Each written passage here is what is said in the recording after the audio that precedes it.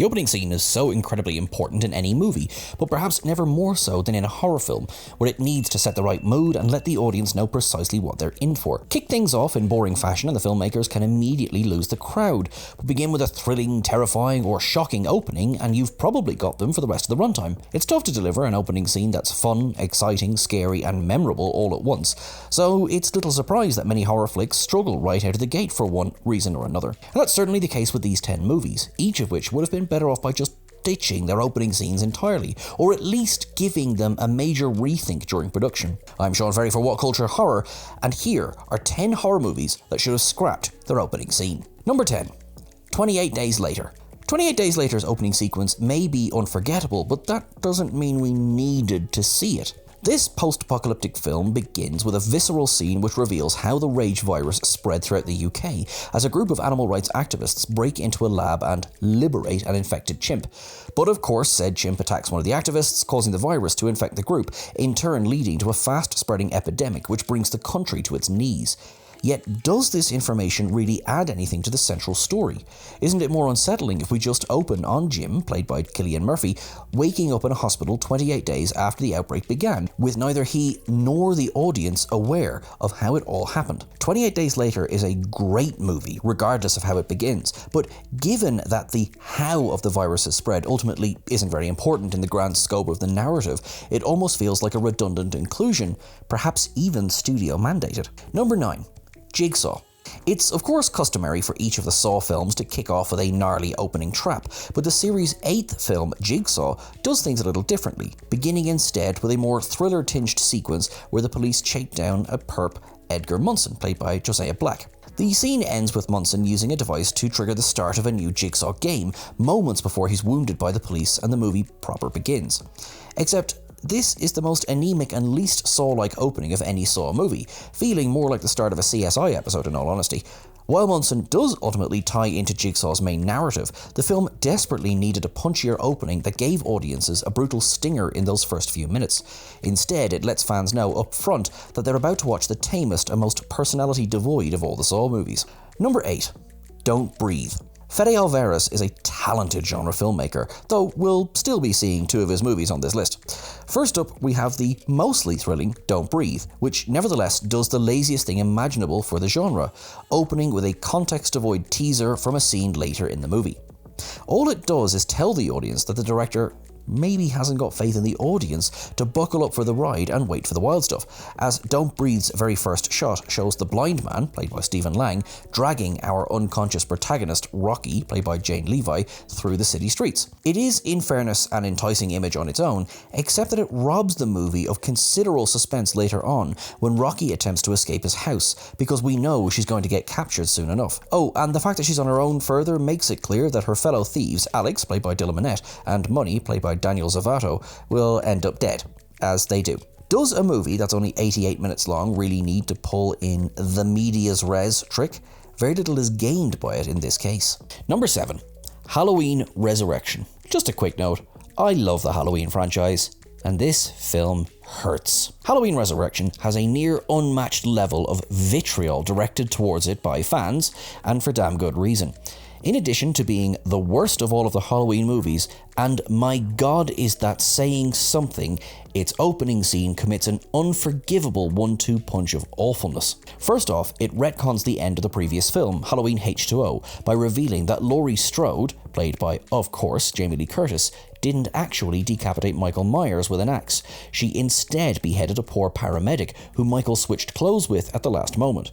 And then, of course, we're forced to sit through the indignity of Laurie being killed by Michael, which was nothing if not a way to completely lose basically everyone watching. Ultimately, it would have made more sense to just scrap this entire opening, ditch the dumb retcon, keep Laurie out of the film completely, and either treat it as a soft reboot or give it some sort of interquel between some of the other movies.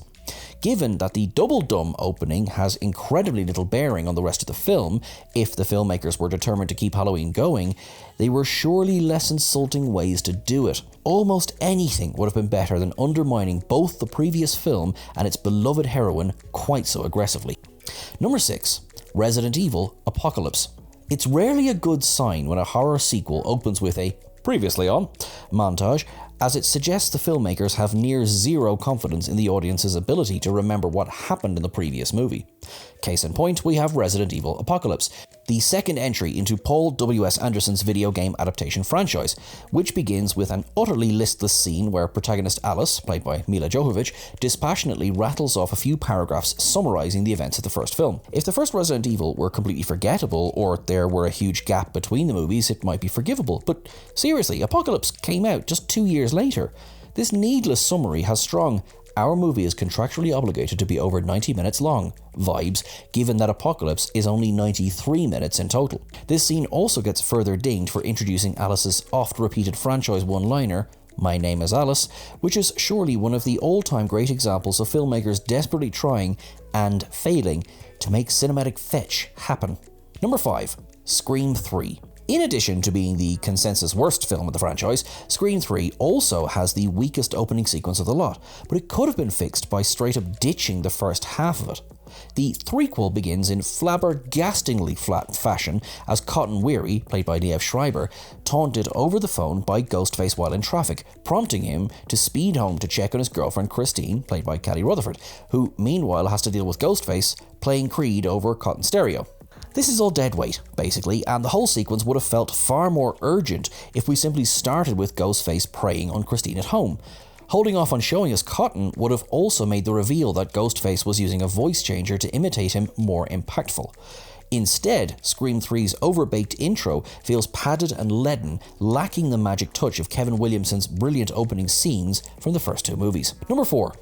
Tucker and Dale vs. Evil. Tucker and Dale vs. Evil is a damn fun time, but in yet another example of filmmakers seemingly getting worried that their real opening wasn't compelling enough, they decided to front-load the film with a basically pointless scene from later in the story. The scene unfolds in found-footage style and shows a reporter and cameraman being attacked and killed by a disfigured man, seemingly teeing up the villain who the titular duo will face off against. Except Tucker and Dale vs. Evil isn't really that movie at all. It's primarily about a series of darkly comedic misunderstandings which cause the deaths of a group of college students. All the same, a villain does eventually emerge, a psychotic member of the college student group, Chad, played by Jesse Moss, who is seemingly killed off at the film's end. Except a closing scene reveals that Chad survived, all while we see the reporter and cameraman from the opening scene again, making it clear that a now disfigured Chad is the one who killed them in that found footage intro. It would have made way more sense for this scene to just be the actual end of the movie, or a post-credits stinger, instead of being jarringly and unnecessarily shoved in at the beginning. Number 3. Paranormal Activity. Paranormal Activity is undeniably an iconic horror film and a testament for the potential of low-budget genre offerings to strike a chord with the mainstream. But even accepting its low-key, lo-fi brand of scares, its opening sequence can't help but feel like it's desperately playing for time. The found-footage movie's first 5 minutes introduce us to the doomed protagonists, Katie, played by Katie Featherston, and Mika, played by Mika Sloat, in the most blandly generic manner possible, simply showing them going about their day and trading utterly forgettable dialogue. You could argue that the aggressive normality of their dynamic is precisely what grounds the film in reality from the start, but there's very little here which would be missed were it just cut entirely. Brevity is the soul of wit, and so cutting straight to the heart of the matter would have made for a more attention-grabbing, less tedious opening. Number 2. Evil Dead 2013. Fede Alvarez strikes again, this time with his mostly very solid 2013 Evil Dead remake, which kicks off with a basically unrelated cold open, in which a young girl is attacked in the woods by a group of apparent ne'er-do-wells. But it's of course soon enough revealed that said girl is in fact demonically possessed, just as her suffering father reluctantly sets her on fire and shoots her dead. Cue the opening title. Is it a bad scene in and of itself? Not really, but it just feels like a superfluous short film shoved into the front of the movie because somebody was anxious that audiences would get bored waiting a whole 20 or so minutes for the real demonic shenanigans to get going. Number 1. Late Night with the Devil. Late Night with the Devil is one of the most acclaimed horror films of 2024 so far, even though many have complained about the relative pointlessness of its opening exposition dump. A 6-minute documentary-style prologue sequence basically tells the audience everything they need to know about the story, and then some, up front. In addition to introducing us to the late-night talk show host Jack Delroy, played by David Dastamalchian, it also reveals that the death of his wife Madeline, played by Georgina Haig, and Jack's association with a mysterious organisation known as the Grove. Basically, this all makes it much easier to figure out the story's eventual through line, when it would have been far more rewarding to see this information doled out more organically during the rest of the movie. Starting the film immediately with the fateful Halloween broadcast of Jack's talk show Night Owls would have made for a far more alluring and discomforting opening, leaving horror fans uneasy and unsure of precisely where it's all going. Instead, the mini-doc prologue feels like something a producer enforced upon the production to ensure the lowest common denominator knew exactly what was happening.